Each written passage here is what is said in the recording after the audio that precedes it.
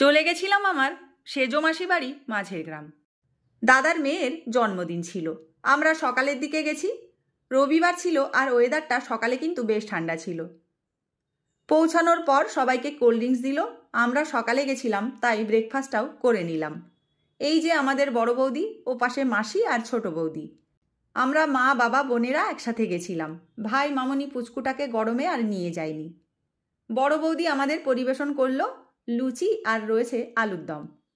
আমাদের পরে ছোট মাসি বড় মাসি সব এলো। এই যে 4 বোন একসাথে বসে কেমন লাগছে বলো তো। আজকে মেজো মাসি আসতে পারেনি। দুপুর হয়ে গেছিল, দুপুরের খাবারও খেতে বসে গেলাম। ছিল বেগুন দিয়ে মাছের তেল, আম ডাল আর মাছের ঝোল। খাওয়া দাওয়া হলো, বাবি পরে খেয়েছিল। এদিকে সাজগোজ চলছে, অনুষ্ঠান কিন্তু রাতে, তবে আমরা বেরিয়ে যাব তাই সকাল সকাল রেডি হয়ে গেছিলাম। এই যে আমাদের বার্থডে গার্ল, দাদার ছোট মেয়ে, ওর 5 বছরের জন্মদিন। ওরা কিন্তু 2 বোন। এরপর দিদির মেয়ে দিদি এসেছিল, আর তারপর এলো মামাবাড়ির সব লোকজন। দেখো কি সুন্দর লাগছে সবাইকে। অনেকগুলো স্টল ছিল, তার মধ্যে fuchka, coffee, chicken pakora, cold drinks. আমরা ফিরে আসবো তাই একটু ফুচকা খেয়ে নিলাম। দেখো সব লাইনে দাঁড়িয়ে গেছে, এগুলো আমার মামিরা। কিভাবে ফুচকা খেতে হয় এদের কাছে শিখে নাও।